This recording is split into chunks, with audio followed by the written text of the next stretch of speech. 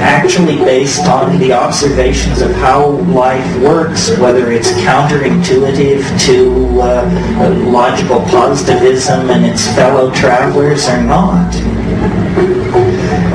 Then I want to leave you with just one last thought on all of this, which is, and this sort of harks back to the question of the similarities between the machines and the plants. And it's I'm sure you've heard this, I've heard it, it has different levels of being said and being heard. It's that the world is actually made of language. It isn't made of electrons and fields of force and scalar vectors and all of that fancy stuff. The world is made of language. The word is primary, more primary than the speed of light, more primary than any of the physical constants that are assumed by science to be the bedrock of reality. Below that, surrounding and enclosing all those constructs of science is language, the act of signifying. And, virtual reality is a very sexy, new sort of concept as normally presented.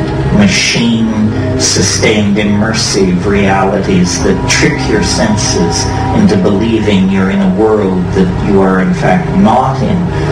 But in fact, the entire enterprise of civilization has been about building these virtual realities. The first virtual realities were at Ur and Shanandar and Çatalhöyük and Jericho. Yes, stone and adobe is an intractable material compared to photons moving on a screen. But nevertheless, the name of the game is the same, which is to cast an illusion between man and reality, to build a cultural truth in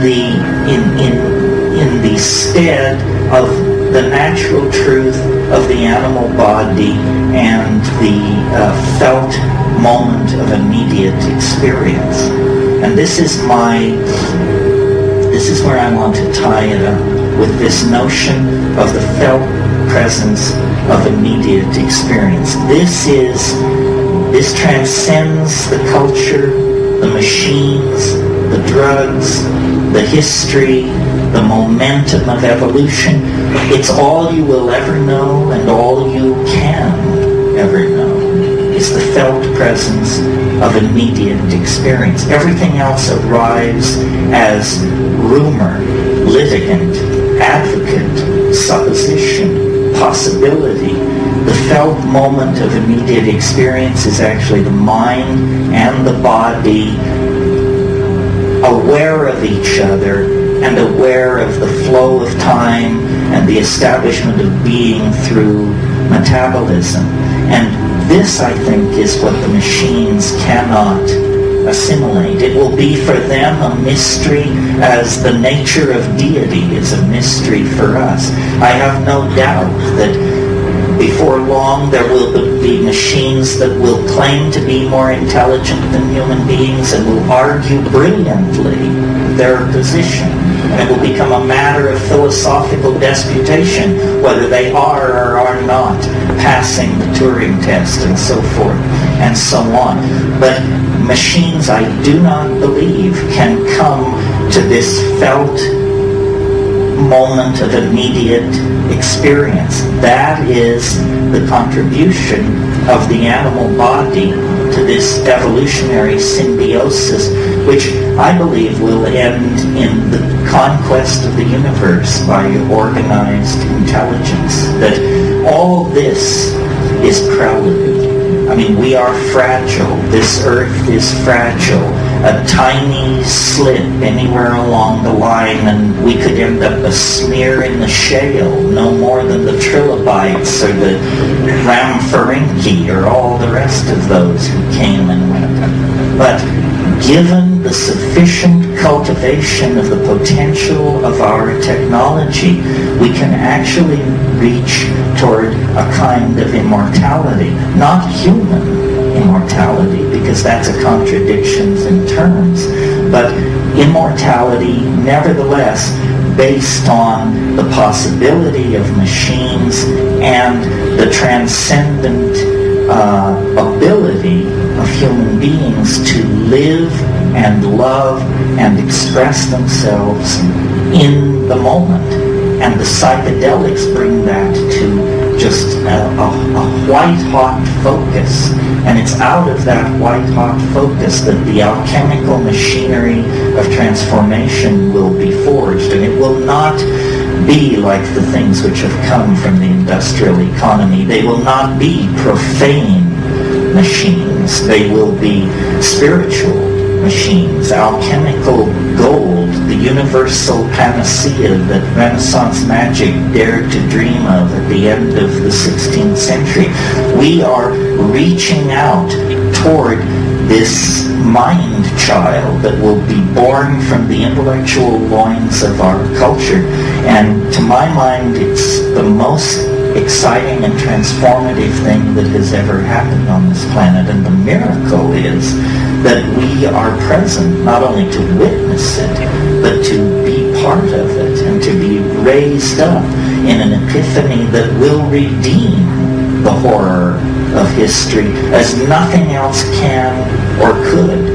Redeem the horror of history through a transformation of the human soul into a galaxy-roving vehicle via our machines and our drugs and the externalization of our souls.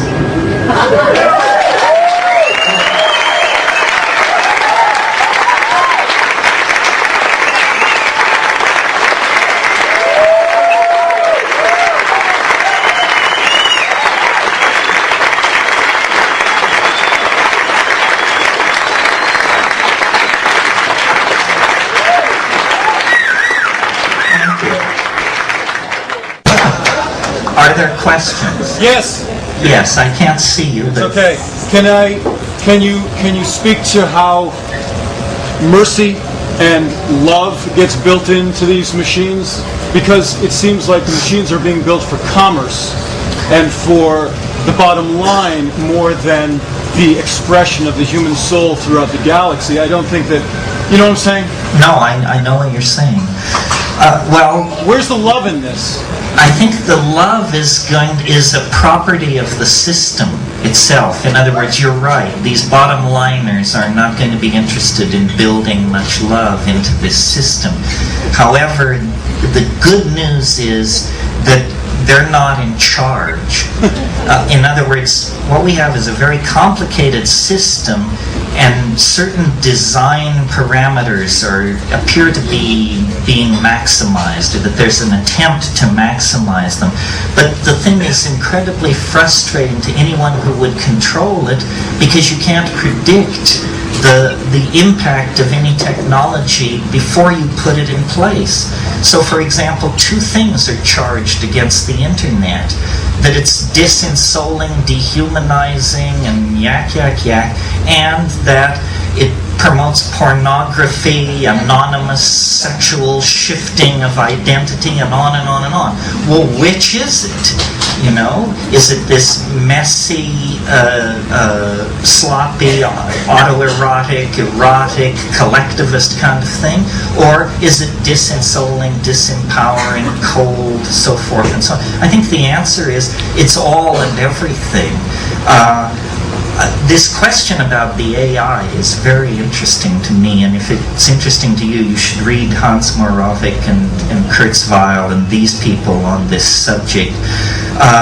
The assumption is generally loose in that community that the complexification of the internet and of freestanding machines of certain types is eventually going to lead to the outbreak of either consciousness or pseudo-consciousness of some sort in these large-scale systems. And then the answer, the question then becomes, can a human mind envision what that is? And if you're interested, search words like superintelligence and see what the net kicks out. We can all imagine superintelligence. It's just somebody much smarter than we are. But obviously, all